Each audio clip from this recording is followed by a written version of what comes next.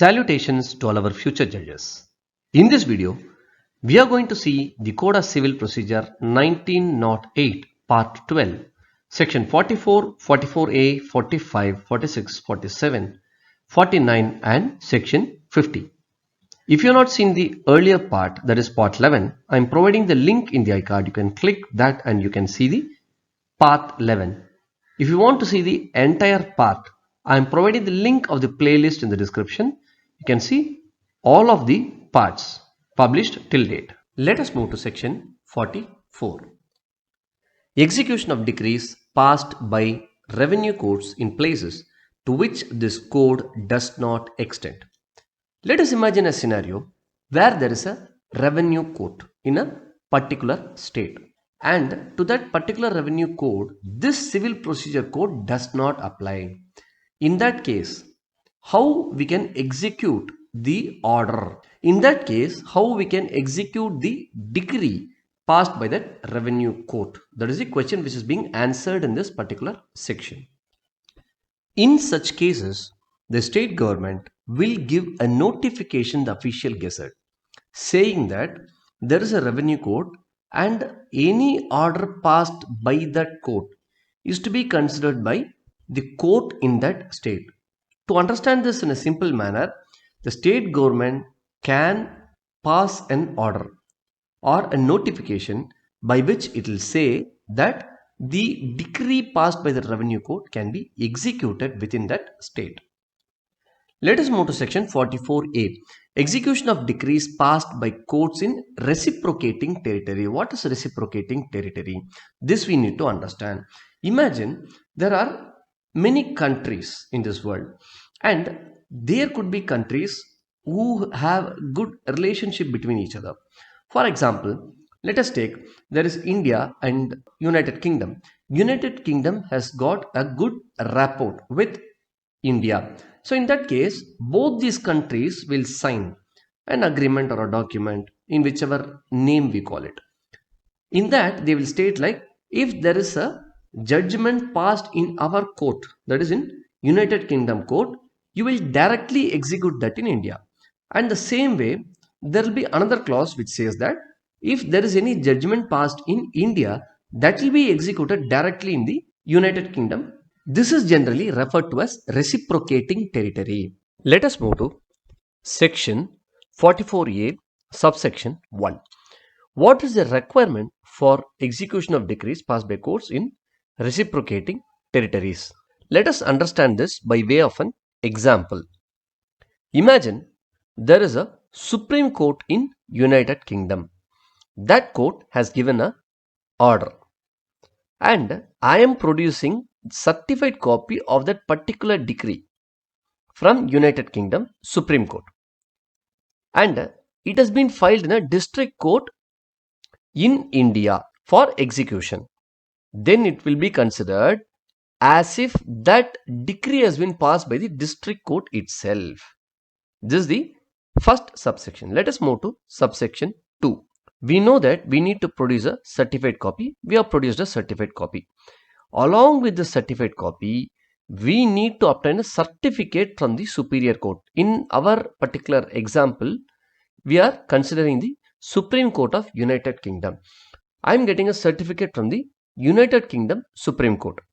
In that particular certificate, it will state, for example, a person has to give or has to pay, say, some 100,000 pounds. So he has paid 90,000 pounds and 10,000 pounds are pending. Then in that case, that certificate will state 90,000 pounds is required and he has to pay 10,000 pounds, for which we are sending this to your court. In that case, that certificate or that part which states that this is the pending amount will be a conclusive proof. So that is subsection 2. Let us move to subsection 3. We can split this subsection 3 into two parts.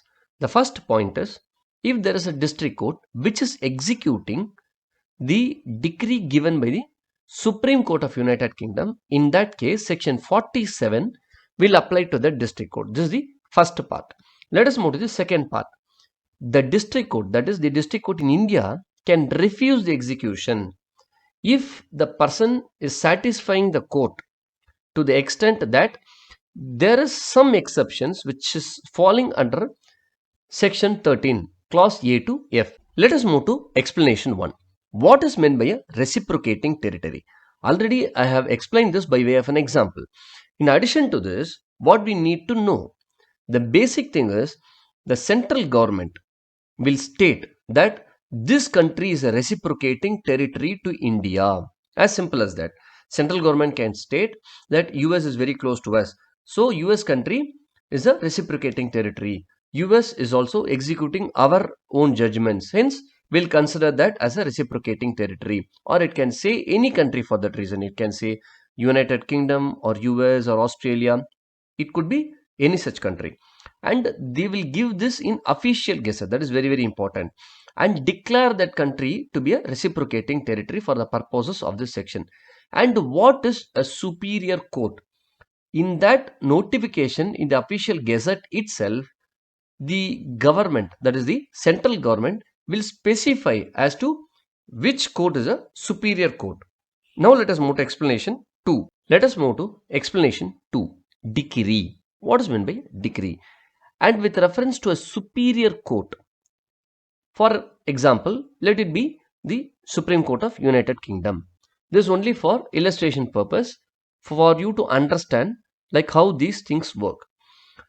If imagine Supreme Court of United Kingdom is giving a judgment. Under that particular judgment, it will say how much money is payable by a person. But that cannot be with respect to taxes or other charges. For example, Supreme Court is stating in its judgment that a person needs to pay tax of 1000 pounds. Let us try to understand this by way of an example. Imagine there is a Supreme Court in United Kingdom. That Supreme Court is stating in its judgment that person A has to pay taxes of nearly 100,000 pounds to the United Kingdom government. So, the judgment is for payment of taxes. Whether that is considered as a decree, the answer is no. Or if there is any other charger similar to the taxes, that will also not be considered as a decree. And with respect to fine or penalty, whether this includes an arbitration award, the answer is yes, it will include an arbitration award. Let us try to understand this in a much more simple manner. Decree includes what? If a court, that is a superior court in the reciprocating territory, gives a decree or judgment stating that a sum of money is to be paid by a person, that is considered to be a decree that can be executed.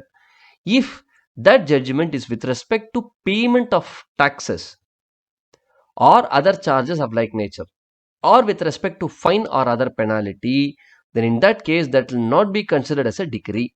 So if an arbitration award is passed, that will be considered as a decree. Let us move to section 45. Execution of decrees outside India. Now, what is the difference between the previous sections and this section?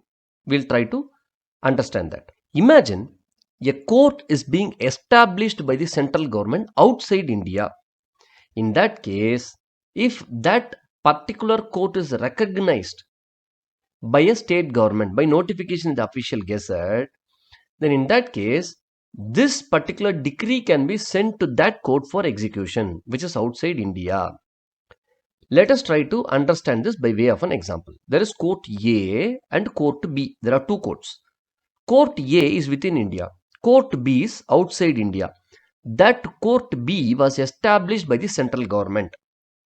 Then in that case, the state government, that is the A court imagine is in Madhya Pradesh. Then in that case, the Madhya Pradesh government by notification in the official gazette will state that we are recognizing the B court and any decree can be sent to the B court for execution. In that case, any court within that particular jurisdiction of Madhya Pradesh can send its decree to the B court, which is outside India, for execution. Let us try to understand section 46 now. 46 deals with precepts. This section 46 is also very important from the practical perspective as well as from the exam perspective. These are all areas where they will take questions when they are trying to filter more number of candidates. What is precepts? Generally, to understand this in a very simple manner, we can say like one court is sending a letter to another court saying that please do something for execution of this decree. This is the simplified form of understanding these precepts. However, when we go through the sections, you will understand this much better. Let us move to subsection 1 of section 46. The first requirement under this precept is that the decree holder should file an application to the court which passed the decree, saying that please issue a precept to some other court. This is the first requirement. And the second court, for example, let us try to understand. I got a decree from court A. I am filing an application to court A saying that this can be executed only by court B, which is in other jurisdiction. So you please give a precept. I'll say to court A. Then court A will see whether court B has got competency to execute this, to attach a property belonging to the judgment debtor. If court A feels that court B is competent, it will give a precept to the court B. Now let us move to subsection 2 under section 46. Court A is sending a precept to court B. That is the point. The court B will proceed to attach the property as specified in the precept. But there are some general restrictions which we need to know. Generally, attachment under precept cannot continue for more than 2 months. Please understand this is very, very important. Maximum is 2 months. Is there any exception to this 2 months time period? The answer is yes. The court which sent for attachment, in our example, it is court A. Court A can extend this time further. And there is one more thing which we need to know. The second point here which we need to understand is that court A is sending a precept to court B saying that you please attach the property, and it is giving 2 months time. Within this 2 months time, the decree holder is going to court B. He is filing an application for sale of such property. In that case also, this 2 months period will not apply. They can ask questions from this particular proviso in MCQs, in the preliminary exam. Questions to be determined by the court executing decree. Let us move to section 47. What questions can be determined by a court executing decree? This is very, very important from practice perspective as well as from the examination perspective. Please try to understand this. Section 47 deals with this particular point. Now, there is a question before us. What power an executing court has with respect to execution of a decree? Let us move to subsection 1 under section 47. If there is a question arising with respect to execution of the decree, or discharge of the decree, or satisfaction of the decree, in all these 3 cases, the court to which the decree is sent for execution, that court itself can decide, and there will not be a separate suit for this purpose. Let us move to subsection 3 under section 47. The second question. There is one party A. There is one party B. One person is the decree holder. For example, let us consider A is the decree holder and B is the judgment debtor. So, now A is sending another person called as C, calling him to be his representative. Now, the executing court can decide whether C is the representative of A or not. This question can be determined by the court which is executing the decree. They have given an explanation here. Let us try to understand this explanation. Let us move to explanation 1. For the purposes of this particular section, if there is a plaintiff and he files a suit, that suit is dismissed. And there is a defendant against whom the suit has been dismissed. In both these cases, these people are parties to the suit. Now let us move to explanation 2, subclause A. In this, it says, if a person is buying a property during the execution, because in execution generally they will try to sell the property for realizing the money.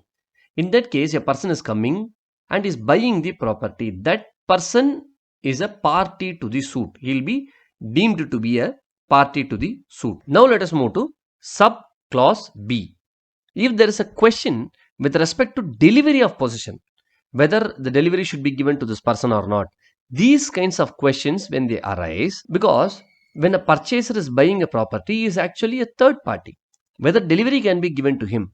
If there is a question arising with respect to this particular aspect, then it can be determined by the court which is executing. This will be considered to be a question relating to execution, discharge or satisfaction within the meaning of this particular section. Section 48 has been repealed by the Limitation Act. So let us move to section 49. Transferees and legal representatives. Section 49. Transferee. Who is a transferee? We'll try to understand who is a transferor and who is a transferee. Imagine I am transferring something to you. Then in that case, I am the transferor and you are the transferee. You are getting something, so you are transferee. I am transferring to you, so I am transferor.